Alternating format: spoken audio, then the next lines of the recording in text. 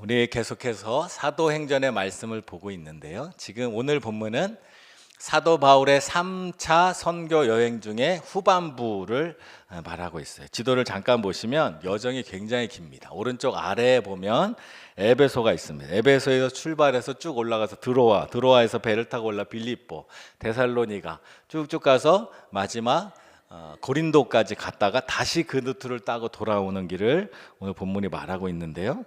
우리 1절의 말씀을 한번 이렇습니다. 소요가 그침에 바울은 제자들을 불러 권한 후에 작별하고 떠나 마게도냐로 가니라. 에베소에서 지난주 말씀에 큰 소요가 있었습니다. 소요가 있었다는 것은 그 소요가 잘못 흘러갔으면 사도 바울의 생명까지도 위험할 수 있는 어려운 상황이었어요. 그 상황 속에서 사도 바울이 다시 길을 떠납니다. 2차 선교 여행 때 갔던 루트를 따라서 드로아로 올라가고 마게도냐로 하는 그 지역까지 올라갑니다. 그리고 2절에 보면 그 지방으로 다녀가며 여러 말로 제자들에게 권하고 헬라에 이르러 거기 석 달 동안 있다가 빌립보에서 또 길을 따라서 데살로니카에서 아랫지방에 있는 헬라라고 하는 것은 고린도인데 고린도까지 내려갔습니다. 그리고 고린도에서 석 달간 머물었습니다. 그리고 나서 3절 후반부에 보면 배 타고 수리아로 가고자 할 그때 유대인들이 자기를 해하려고 공모함으로 마게도나를 거쳐 돌아가기로 작정하니, 원래 그 고린도에서 드로아나 이쪽 에베소까지 배 타고 가면 훨씬 더 짧겠죠, 간단하겠죠. 근데 유대인들이 바울을 죽이기로 공모하고 있다는 소식을 듣고 다시 육로를 따라서 왔던 길을 그대로 올라갔습니다. 그리고 6절에 보면 우리는 무교절 후에 빌립보에서 배로 떠나 닷새만에 들어와 있는 그들에게 가서 이레를 머무니라. 이 배를 타고 닷새 동안 항해를 했어요. 처음에 2차 선교 여행 때 갈 때는 하루 만에 갔던 그 거리입니다. 거기서 바로 드로아까지 내려와서 드로아에 일주일간 머물고 있는 여정을 걷고 있어요. 그래서 에베소에서 드로아, 빌립보, 데살로니가, 고린도, 다시 고린도에서 데살로니가, 빌립보, 드로아까지 오는데 거리로 따지면 약 2,000km 정도 됩니다. 당시에 바울은 육로는 주로 걷고 또 배도 타고 움직였는데 2,000km나 되는 거리를 오고 간 이 여정을 오늘 간단하게 기록하고 있어요. 선교의 여정, 바울이 걷는 선교의 여정은 우리의 인생과 비슷한 것 같아요. 바울을 하나님께서 보내셔서 선교사로 보내셨잖아요. 우리의 삶도 하나님을 믿는 우리의 삶은 하나님께서 우리를 이 땅에 보내주신 삶과 같아요. 그래서 선교의 여정과 우리의 인생이 유사한 점이 있습니다. 그래서 바울의 선교 여행을 보면서 이건 선교할 때만 일어난 일이다 생각하지 말고 우리의 삶에도 이런 모습들이 얼마든지 나타납니다. 그래서 바울이 하나님의 보내신 선교사로 그 안에 사역했듯이 우리 또한 하나님이 보낸 삶으로 이 땅에 살아가는 것이 굉장한 의미가 있습니다. 그럼 이 2,000km나 넘는 여정을 간략하게 기록했는데 읽어보셨지만 소요가 일어나고 또 가다 보니 길이 원하는 곳으로 가지 못하고 날 죽이려고 하는 사람도 있고 이런 여정들을 계속 해가는 것이 바울의 선교 여행이었어요. 도대체 이 긴 여행, 우리 인생도 마찬가지지만 이 긴 인생의 여정 70, 80, 90, 100살까지 살아가는 보통의 사람들이 이 긴 여정에서 이 여정이 하나님께서 우리에게 주시는 열매, 인생의 열매는 뭘까?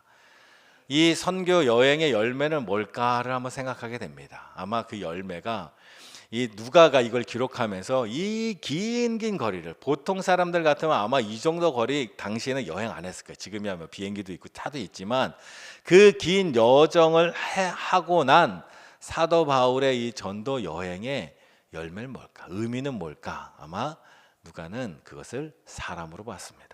당연하겠지만 4절 5절 이렇게 말합니다. 아시아까지 함께 가는 자는 베레아 사람 브로의 아들 소바도와 데살로니카 사람 아리스다고와 세군도와 더베 사람 가이오와 및 디모데와 아시아 사람 두기고와 두로비마라. 그들은 먼저 가서 드로아에서 우리를 기다리더라. 함께 동행하고 먼저 앞에 가고 뒤로 가가면서 죄송합니다. 드로아까지 왔는데 이 명단을 기록한 이유는 아마 누가가 이 긴 선교의 여정, 고달프고 힘들고 때로는 위험하고 때로는 힘든 여정이었지만 결국 이 여정을 통하여 남은 것이 있다면 바로 사람이다라는 겁니다. 우리의 인생도 남는 것이 있다면 사람일 겁니다. 남는 것이 무엇인가가 우리 삶에 되게 중요한데 사람입니다. 근데 사람이라는 게 무엇이냐, 어떤 사람이냐가 또 의미가 있는 것 같아요. 이 누가가 지금 7분의 사람들을 기록하고 있는데 이 사람들의 모습을 보면 그냥 사람이 아니라 그냥 사람 많았다 이게 아니라 어떤 사람들을 남겼는가가 누가가 보기에 이 성경에 굉장히 중요했던 모습 같아요. 그래서 보면 지도로 한번 보면 지도에 보면 이 사람들의 출신이 있어요. 성경은 사람 이름을 쓸 때 어디 출신과 누구의 아들인가를 쓰는데 이 누가는 여기에서 다 어디 출신들만 적었어요. 근데 이 출신지를 보면 데살로니가 위에서부터 보면 데살로니가, 베레아, 에베소, 루스드라, 더베. 이곳은 다 사도 바울이 1차 선교여행, 2차 선교여행을 다니면서 지나갔던 곳이에요. 그럼 여기 있는 대부분의 사람들은 다 누구냐? 바울이 선교 여행 중에 예수님을 믿고 바울과 동행했던 사람들이라는 거예요. 그리고 이 사람들의 지역을 기록하면서 우리는 지도를 보면 알지만 당시 사람들은 아마 대충 머릿속으로 그릴 거예요. 그러면 이 사람들이 지금 함께 바울과 동행하고 있다는 거예요. 사실은 이 사람들이 같이 모인 이유가 있지만 사도행전은 그 이유를 지금 설명하지 않아요. 그 얘기는 그 이유보다 중요한 것은 이들의 출신이다라는 거예요. 이들이 이렇게 넓은 지역에서 사람들이 모여서 거리로 따지면 막 1000km 되는 사람들, 지금도 1000km가 뭔데 당시 1000km가 되는 넓은 거리에 있는 사람들이 함께 모여서 바울과 동행했다는 거예요. 그래서 우리가 사람을 남긴다고 할 때 어떤 사람을 남겨야 되냐면 연합의 열매를 남겨야 된다는 거예요. 함께 모이는 연합의 열매. 예수님 안에서 함께 모이는 연합의 열매를 남기는 것이 하나님의 안에서 아름다운 것입니다. 갈라디아 3장 28절에 보면 너희는 유대인이나 헬라인이나 종이나 자유인이나 남자나 여자나 다 그리스도 안에서 하나이다. 하나이니라 말씀해요. 유대인이나 헬라인이나 연합, 어떤 지역에 아시아에 살고 있거나 유럽에 살고 있거나 드로아에 살고 있거나 베라에 살고 있거나 더베에 살고 있거나 누스드라에 살고 있거나 이 사람들이 다 지역 출신, 성별, 민족 상관없이 같이 모일 수 있는 연합의 공동체가 우리의 삶에 아주 중요한 열매이고 또 하나는 이런 연합이 있을 때 우리가 우리의 인생을 하나님의 은혜 안에서 힘있게 살아갈 수 있다라는 걸 말해주고 있다라는 거예요. 제주도에 교회들이 있어요. 제주도에 교회들이 있어요. 그 제주도에 교회들이 있는데 제주도에는 신학교가 없습니다. 그래서 대부분의 목사님들이 또 전도사님들이 육지에서 공부를 하시고 제주도에 부임을 하세요. 근데 제주도에도 크고 작은 교회들이 있어요.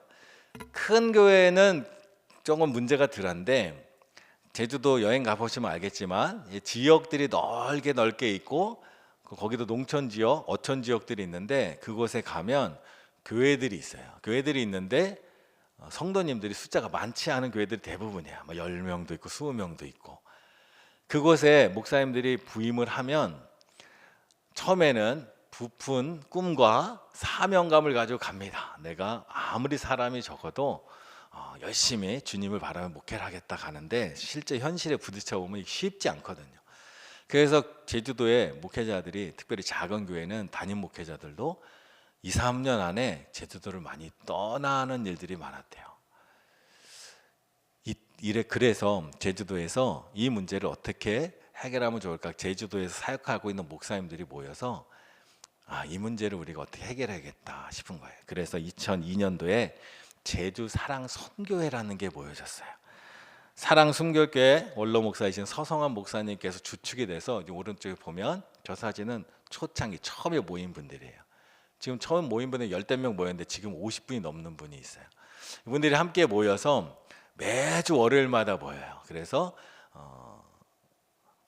제주도도 같이 연구하고 신학도 같이 연구하고 함께 연합사역도 하고 그렇게 연합사역을 2002년도에 시작하고 지금 20여 년이 넘었는데 지금까지 계속 유지가 되고 있는데 그 이후부터 제주도에서 아주 작은 교회 부임했던 목사님이 예전에는 3년, 2, 3년이면 다 떠났는데 지금은 10년, 20년 은퇴할 때까지도 잘 사역하고 있는, 그것이 바로 제주 사랑 선교회.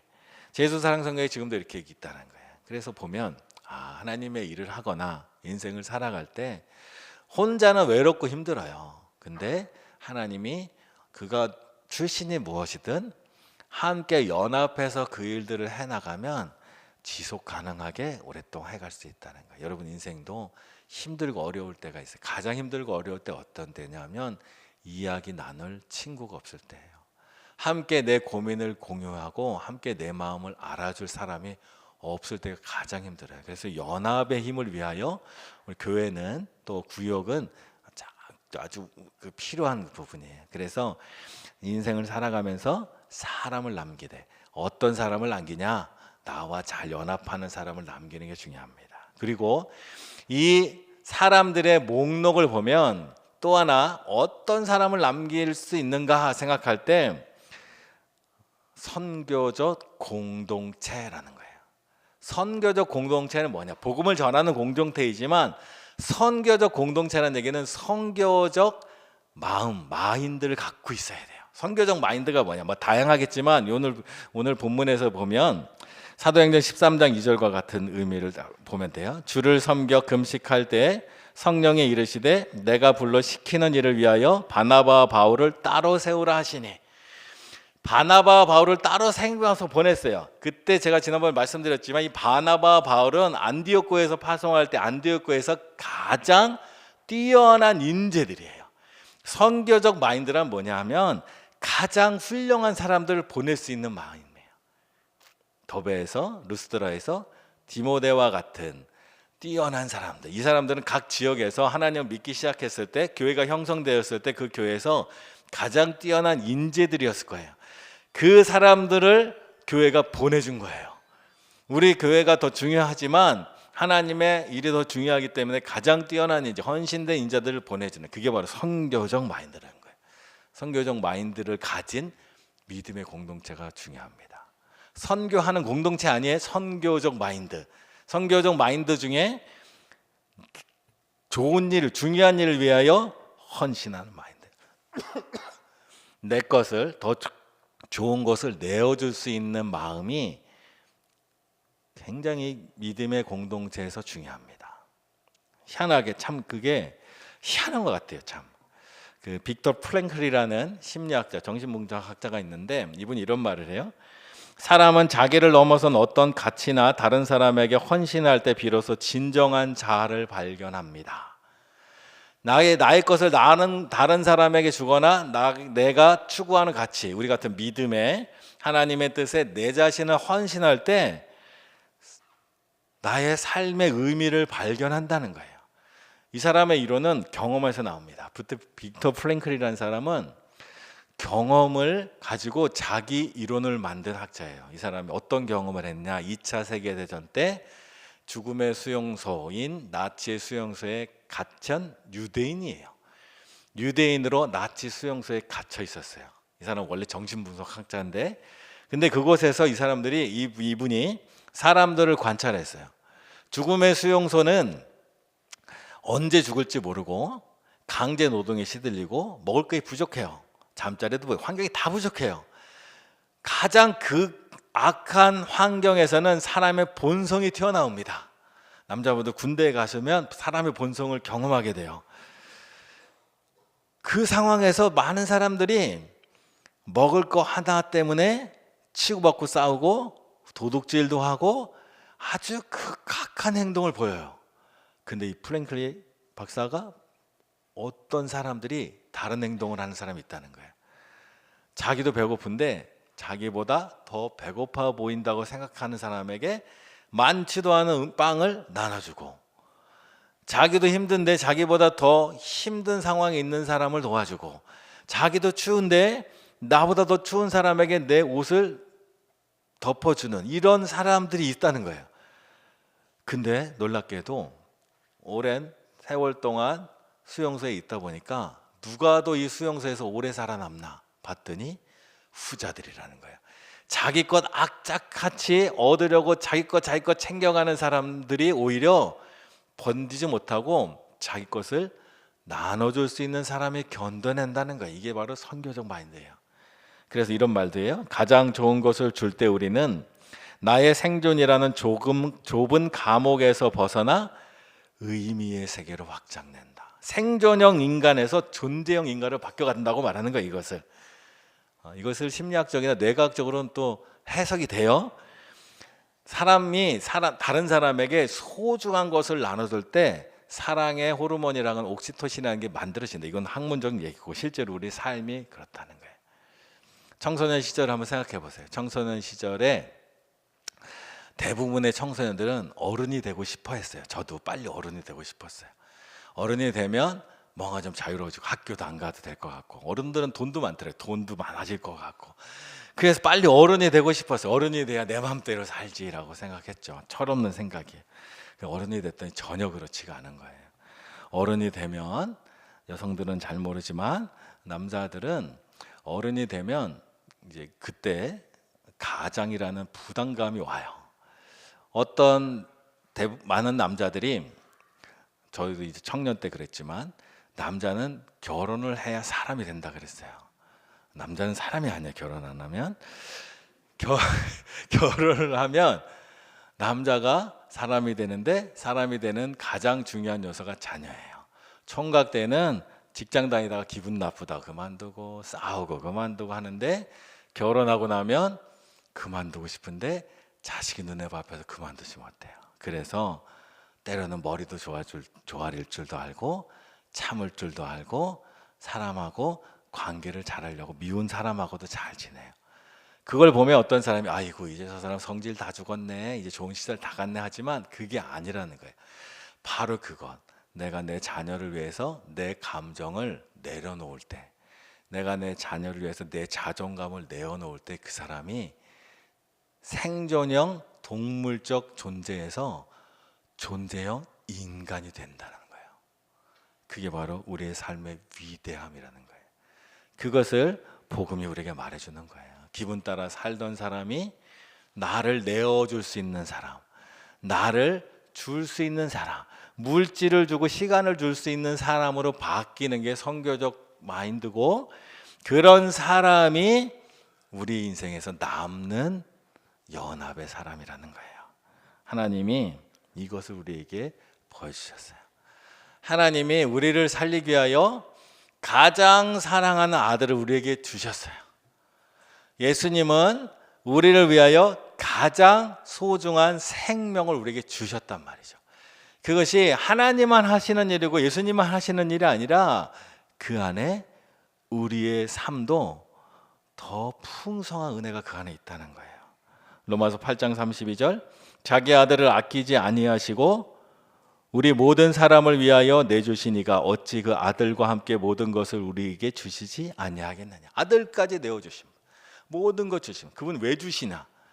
그 주는 성품이 우리의 삶에 놀라운 기적과 은혜를 만들어 간다는 거예요. 예수님도 생명을 소중하게 생각하셨어요. 예수님이 얼마나 생명을 소중하게 생각했는지는 겟세마네 기도를 보면 알 수 있어요. 예수님이 겟세마네 기도에서 눈물로 기도하시잖아요. 눈물이 땀방울이 핏방울이 될 때까지. 왜 그렇게 기도하셨는가? 생명을 사랑하기 때문에. 예수님이 죽을까 걱정돼서 그렇게 기도했다고 생각할 수도 있지만, 예수님은 생명을 소중하게 생각하기에 이 생명을 하나님께 하나님의 뜻대로 드리는 것이 지금 이때가 그때인가 끊임없이 기도하며 나갔다는 거예요. 생명을 소중하게 생각하는 이들이 그랬다는 거예요. 예수님 우리에게도 말씀하세요. 내 이름을 위하여 집이나 형제나 자녀나 부모나 자식이나 전토를 벌인 자마다 여러 배의 복을 주시겠다 말하는 거예요. 이게 생명의 존재에 신비하는 거예요. 우리가 이 선교적 마인드, 가장 좋은 것을 드릴 줄 아는 사람이, 그 사람이 위대한 사람, 위대한 신앙인으로 나가는 거예요. 우리도 마찬가지예요. 봉사하는 것, 섬기는 것, 그것이 내가 시간이 남아서 하는 게 아니에요. 가장 귀한 시간, 나도 귀한 시간인 거 알고 소중한 시간이다. 우리 자신들 개인의 시간이 얼마나 소중해요. 근데 그것을 내어줄 줄 아는 사람이 좋은 사람인 거예요. 그런 사람들이 하나님의 은혜를 누리는 사람들이라는 게, 헌금도 마찬가지입니다. 헌금 돈 많다고 드리는 게 아니에요. 헌금도 돈을 소중하게 여기는 사람이 하나님께 드릴 수 있는 거예요. 헌금을 드리기 전에 이것이 내가 돈이 많으니까 이 정도 할 수 있어, 이런 마음이 아니라 내가 이걸 어떻게 벌었는데, 내가 이거 얼마나 수고하여 이걸 얻었는데, 그런데 내가 하나님께 드려야 하는가 말아야 되는가, 끊임없이 기도하는 가운데 드리는 거죠. 그런 가운데 내가 하나님께 드리는 것이 내 마음과 정성을 하나님께 드리는 것이라는 결단하고 하는 거예요. 그래서 예수님이 과부의 2렙돈이 소중한 거예요. 하루에 생활비를 다 하나님 앞에 드리기 전에 얼마나 고민하겠어요. 이 여인이 정신 이상이 있어가지고 돈 아무 개념이 없어가지고 치매 걸려가지고 드린 게 아니라, 이것을 드리면 내가 하루를 굶어야 되는 그런 상황 속에서 하나님이 나에게 베풀으시는 감사의 마음을 생각하면서 내가 하나님 앞에 드려야겠다, 그 고민과 기도 속에서 드리는 게 헌금이에요. 그래서 헌금은 하나님이 감사를 받으시는 거예요. 헌금 하나님과 우리의 거래가 아니에요. 내가 헌금했으니 나 뭐 주세요, 거래가 아니에요. 거래로 하는 분도 있겠지만 근본은 그 마음이에요. 하나님은 우리에게 시간을 요구하실 때가 있고 물질을 요구하실 때가 있고 봉사를 요구하실 때가 있어요. 그것은 우리가 그것을 내어줄 때 우리가 하나님 안에서 신앙이 성장하고, 빅터 프랭클 박사의 말에 의하면 그때 우리는 내 삶의 존재 의미를 발견할 수 있다는 거예요. 과학자는 그렇게 발견하지만 하나님은 이미 우리에게 말씀하셨다는 거예요. 그러나 그렇다 주의할 거는 무조건 다 드린다고 되는 게 아니에요. 고린도전 13장의 말씀을 잘 기억해야 돼요. 내가 내게 있는 모든 것으로 구제하고 또 내 몸을 불사르고 내어준다 할지라도 사랑이 없으면 아무것도 아니니라. 하나님과 나의 거래가 아니에요. 하나님을 향한 사랑, 이웃을 향한 사랑, 그 사랑이 만들어내는 거. 아버지가 자녀를 사랑하는 마음으로 견뎌내는 거예요. 그게 아름다워지는 거예요. 그것이 바로 우리를 자라게 한다라는 거예요. 하나님은 이 놀라운 섭리로 우리를 돌보세요. 그래서 사도 바울이 그 어렵고 힘든 고생스러운 선교 여행을 다니면서도 그 과정 가운데 믿음의 일꾼들이 하나님께로 오는 모습들, 함께 연합하는 모습들, 그리고 그를 위하여 내어주고 또 그도 나를 위하여 내어주고, 이런 아름다운 공동체가 이루어지니까 아름다운 열매가 맺어지는 거예요. 근데 오늘 본문에 보니까 하나님께서 우리가 인생의 여정을 살아갈 때 또 하나 주시는 힘이 있어요. 그것이 7절부터 죄송합니다. 이렇게 말씀이 있습니다. 7절 8절입니다. 그 주간의 첫날에 우리가 떡을 떼려 하여 모였더니 바울이 이튿날 떠나고자 하여 그들에게 강론할세 말을 밤중까지 계속하며 우리가 모인 다락방에 등불을 많이 켰는데, 이제 바울이 떠나야 되니까 사람들이 시간이 너무 없어요. 그래서 강론하면, 이거 예배뿐만 아니라 토론도 하고 뭐 여러 가지 논쟁도 하고 이야기도 나누고 공부도 하고 하는 시간인데, 밤을 새도 내일 아침에 떠나야 될 것 같으니까 오늘 밤새서라도 우리 이거 다 하고 갑시다 한 거예요. 밤에 일을 하니까 여기 보니까 8절에 보면 다락방에 등불을 많이 켰대요. LED 등이 아니라 기름등이라 산소를 많이 먹었나 봐요. 그 사람들이 산소가 부족하면 졸음이 옵니다. 운전할 때도 마찬가지죠. 9절에 유도거라 하는 청년이 창에 걸터 앉아 있다가 깊이 졸더니 바울이 강론하기를 더 오래 하며 졸음을 이기지 못하여 3층에서 떨어지거늘 일어나 보니 죽었는지라. 졸음을 이겨내려고 애를 썼는데 졸려서 어쩔 수 없어 일어나보고 앉아보고 막 다 하다가 안 되니까 찬바람 나오는 창틀까지 앉아 있다가 거기서도 졸려가지고 떨어져 돌아가셨대요. 기절한 게 아니에요. 누가 하는 의사예요? 죽었는지 기절했는지 다 알아요? 죽었다라고 누가 표현했어요. 그때 12절에 보니까 바울이 그를 안고 기도했더니 그가 살아난 거예요. 그리고 12절 이렇게 말해요. 사람들이 살아난 청년을 데리고 가서 적지 않게 위로를 받았더라. 하나님께서 죽었던 이 청년을, 유두고라는 청년을 살려내셨어요. 근데 그 기적이 주는 여파가 있어. 뭐냐? 위로를 받았다라는 거예요. 그래서 하나님께서 뭔가 기적을 베푸실 때 하나님 목적이 있어요. 그것은 우리를 위로하고 힘을 얻도록 하는 거예요. 아마 이 초대교회 들어와 있는 교인들도 바울의 여정이 고생스럽고 힘들고 여전히 다른 자기들 위협하는 사람들이 있고 그래서 때로는 지치고 힘들었을 것 같아요. 위협 속에서 있다 보니까. 그런데 이 사건을 통하여 위로를 받았다라고 말하는 거예요. 하나님이 우리에게 베풀어 주시는 기적은 우리를 위로하고 우리가 하나님의 일을 계속하기 위해 주시는 거예요. 사람이 죽었다 살아났다는 그들을 위로하기 하나의 수단일 뿐입니다. 그리고 무엇보다 여기에서 우리가 생각할 수 있는 것은 바로 죽었던 사람이 살아남이 우리의 위로가 된다는 거예요. 그래서 죽었던 영혼이 살아나는 것이 교회는 위로와 힘이 됩니다. 죽었던 마음들이 살아나는 것이 교회는 힘이 된다는 거예요. 근데 우리가 생각할 것은 죽었다 살아나게 한 것이 바울이에요, 하나님이에요? 하나님이라는 거예요. 하나님이 우리를 살게 해 주신다는 거예요. 그래서 이들이 위로를 받았던 이유는 하나님이 우리를 위하여 일하셨다라는 거예요. 우리 또한 이 땅에 살면서 참된 위로는 하나님으로부터 옵니다.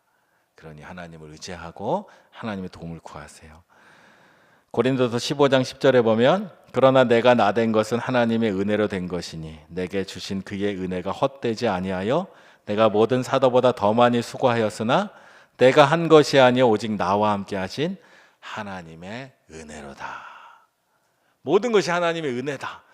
다윗은 자기의 인생을 돌아보면 하나님 앞에 이렇게 기도해요. 역대상 29장 14절 나와 내 백성이 무엇이기에 이처럼 즐거운 마음으로 드릴 힘이 있었나이까. 모든 것이 주께로 말미암아 싸우니 우리가 주의 손에서 받은 것으로 주께 드렸을 뿐이니이다. 다윗은 분명히 아는 거예요. 다윗도 엄청나게 놀라운 일을 많이 했잖아요. 근데 그 모든 것이 하나님으로부터 받은 것이고 나는 그 하나님으로부터 받은 것을 잘 사용해서 다시 하나님 앞에 돌려드리는 겁니다. 그게 바로 감사. 우리의 인생이 그거다라는 거예요. 우리의 인생이 뭐냐?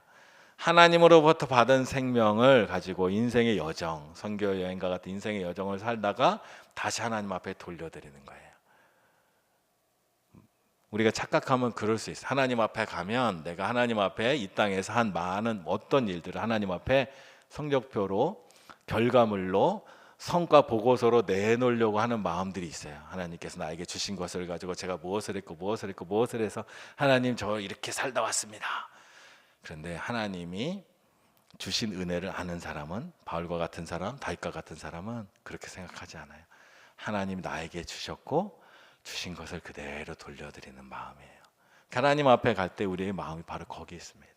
내가 얼마나 많은 것을 하나님께 드렸나, 하나님께 이것을 칭찬받아야지 하는 마음이 아니라 하나님이 나에게 이렇게 많은 것을 주셨고 또 그것을 가지고 난 하나님 앞에 다시 돌려드린다, 이 마음으로 사는 게 바로 인생이라는 거예요.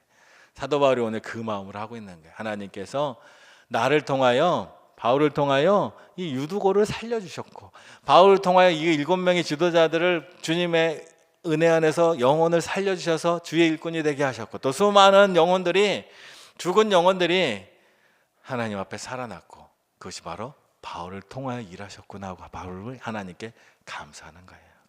그래서 우리의 삶도 하나님 앞에 내가 무엇을 잘했다, 무엇을 하나님 앞에 칭찬받겠다, 내가 하나님 앞에 이거를 내어드렸다라고 생각하는 것을 이제 내려놓고 이 모든 것이 하나님이 나에게 주신 것이고 내가 하나님 앞에 돌려드리는 것이다. 그래서 감사하다 생각하는 게 우리의 인생입니다. 그 마음으로 사시기를 간절히 바랍니다.